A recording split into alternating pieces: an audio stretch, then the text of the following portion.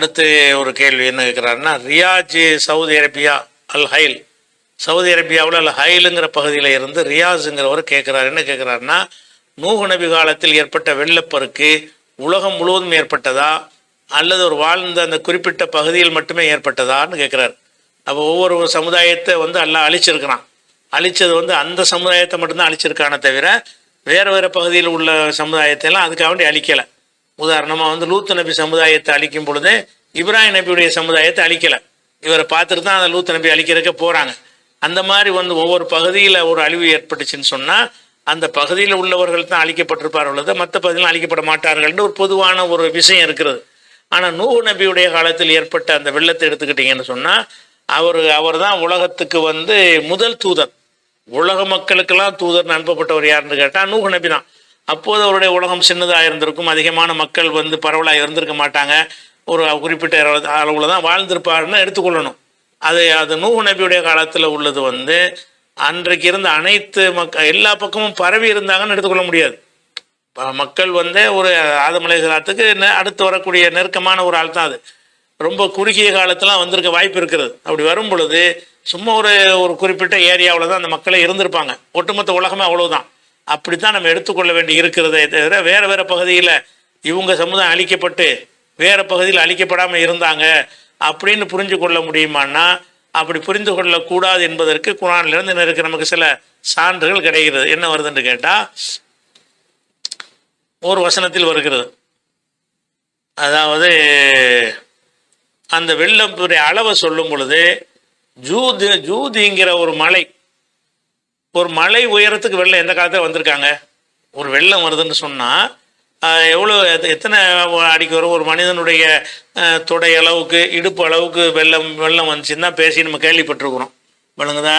ரொம்ப கம்மாய் ஏரிகளை திறந்து விட்டாங்கன்னு சொன்னால் ஒரு கழுத்தளவுக்கு தண்ணியில் மூழ்கடிக்கிற அளவுக்கு வந்திருக்கும். அதுவும் மழையினால் வந்ததாக இருக்காது. கண்மாய்கள் ஏரிகள் உடப்படுத்து வருவதன் மூலமாக சில பகுதிகளில் அவ்வளவு தண்ணி வந்திருக்கு. ஆனால் ஒரு மலை அளவுங்கிறது ஒரு 5 கிலோமீட்டர் உயரம், 500 மீட்டர் உயரம், அந்த மாதிரியான உயரத்துக்கு தண்ணி நம்ம கேள்விப்பட்டது இல்லை. ஆனால் இந்த வெள்ளம் எப்படிப்பட்டதாக இருந்துச்சுன்னு சொன்னால், நூஹ் நபியுடைய உதாரணம், சென்னையில் கழுத்தளவுக்கு வெள்ளம் வந்துச்சுன்னு பேசுகிறோம்ல, அந்த செய்தியை படிக்கும் பொழுது நம்ம ஒரு 300 கிலோமீட்டருக்கு அப்பாலுக்குள்ள நம்ம ஊரில் கேட்டோம்னு சொன்னால் அந்த வெள்ளமே வரலேம்பாங்க. இந்த கழுத்தளவுக்கு இந்த தண்ணி வந்தது, அது பரவலான பகுதிகளை பாதிக்கலை. சென்னையில் தான் பாதிச்சதை தவிர இவ்வளோ தூரத்துக்கு வந்துச்சுன்னு சொன்னால் பெருசாக உலகத்தை பூரா அது அடைய விளைந்து கொள்ளும்னு நம்ம சொல்ல முடியாது. சென்னையில் வரும்போது எங்கள் ஊரில் வெள்ளமே இல்லை, தொண்டியில் பண்ணி கேட்டோம்னா ஒன்றுமே இல்லைன்றாங்க. அப்போ அந்த மாதிரியான ஒரு அடிப்படையில் தான் அந்த வெள்ளம் இருக்கும் இவ்வளோ வரும் பொழுது.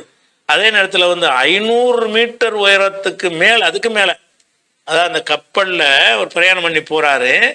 வெள்ளம் வடிஞ்ச உடனே அந்த கப்பல் ஜூதிங்கிற மலையின் மீது அமர்ந்தது. அப்போ ஜூதி மலைக்கு மேலே வெள்ளம் போயிருக்குது. அந்த கப்பல் வந்துக்கிட்டே இருந்து என்ன செய்கிறது, அந்த மலை உச்சிக்கிட்ட வரும்போது அதெல்லாம் தரை தட்டுது. அப்போ அதில் நின்றுது, அதுக்கப்புறம் தண்ணி அதுக்கப்புறம் இறங்குறது. அப்படின்னு சொன்னால் அந்த மலை அதுக்கும் மேலே தண்ணி போயிட்டுருக்குறது. கிலோமீட்டர் அளவுக்கு உயரத்துக்கு தண்ணீர் மூழ்கடிக்கும் என்று சொன்னால், ஒரு பகுதியில் 6 கிலோமீட்டர் இருக்கும் என்று சொன்னால் ஒரு 2 கிலோமீட்டர் அளவுக்காவது மற்ற பகுதிகளில் அது மூழ்கித்தான் இருக்கும். அதை பற்றி சொல்லும்போது என்ன சொல்கிறதுனா, குர்ஆனில் என்ன சொல்லப்பட்டிருக்குன்னா, ஃபஸ்தபத்து, அதாவது கீழே யாரும் இவ்வளோ மாக்கி, பூமியே உன் தண்ணீரை உறிந்து கொள், யா சமாவு அக்களி, வானமே நீ தண்ணியை நிப்பாட்டு, ஒகையில் மாவு குளியல் அம்ரு, தண்ணியெல்லாம் வடிந்தது, காரியம் முடிந்ததுன்னு சொல்லிவிட்டு வஸ்தவத்து அலல் ஜூதின்னு அரராட்டு மலைங்கிறாங்க, அது துருக்கி பக்கத்தில் இருக்குன்னு நினைக்கிறேன். அந்த மலையின் மீது அது அமர்ந்தது. அந்த வெள்ளம் போய்கிட்டு இருக்கும்போது, இதான் மலைன்னு வச்சுக்கிறீங்களா, இப்படி போயிட்டு இருக்குது. இந்த இடத்துக்கிட்ட வரும்போது இந்த வெள்ளம் இவ்வளவு மலை அளவுக்கு வந்திருக்குது. அதுக்கு மேலே போயிருக்குது அந்த கப்பல். அதுக்கு மேலே அது 10 கிலோமீட்டர் உயரத்துக்கு போயிருக்குது. 10 கிலோமீட்டர் உயரத்துக்கு 7 கிலோமீட்டர் உயரத்திற்கு ஒரு வெள்ளம் வந்திருக்குமே. ஆனால் எல்லா பகுதியும் தானே பாதிச்சிருக்கேன். 7 கிலோமீட்டர் அளவுக்கு ஒரு பகுதியில் இருந்தாலும் உலகத்தில் எந்த பகுதி எடுத்துக்கொண்டாலும் அதில் ஒரு 2 கிலோமீட்டர் உயரத்துக்காக என்ன செஞ்சுருக்காது, அந்த தண்ணி பாதிச்சு தான் இருக்கும். அதனால் ஜூதி மலையில் இறங்கி அதுலேருந்து தண்ணி வடிஞ்ச பிறகு கீழே இறங்கி வந்தார்கள்னு வருகிறது. இது 11ஆவது சூறாவில் 44வது வசனத்தை பார்க்கும்போது அந்த வெள்ளத்தின் அளவை சொல்லும் பொழுது அது நூஹ் நபி இருந்த ஒரு ஊரை மட்டும் அழிப்பதற்கு 7 கிலோமீட்டர் வரணும். ஒரு ஊரை அழிக்கிறதா இருந்தால் ஒரு 2 மனிதனுடைய உயரத்துக்கு வந்தால் போதுமே. ஒரு மனிதன் 5 அடி இருக்கிறான்னா ஒரு 10 அடி உயரத்துக்கு வந்ததுனால எல்லாரும் மூழ்கி தொலைஞ்சிருவானுல. ஒரு மாடி ஏறி கட்டியிருக்காங்கன்னா ஒரு 20 அடி வரட்டுமே. பெருசாக அவ்வளோ பெருசாக வருதுன்னு சொன்னால் உலகம் முழுவதையும் போய் அழிக்கிறது அளவுக்கு உள்ள ஒரு பாதிப்பை ஏற்படுத்தினால்தான் அது அப்படி ஏற்பட்டிருக்க முடியும்னு ஊகிச்சு சொல்கிறது தான். இதிலிருந்து ஊகிக்கலாம்னு ஒன்று வருகிறது. அதுக்கப்புறம் 81வது சூறாவில் 77வது வசனத்தில் எல்லாம் சொல்லி காட்டுகிறான், எல்லாத்தையும் அழிச்சிட்டோம்.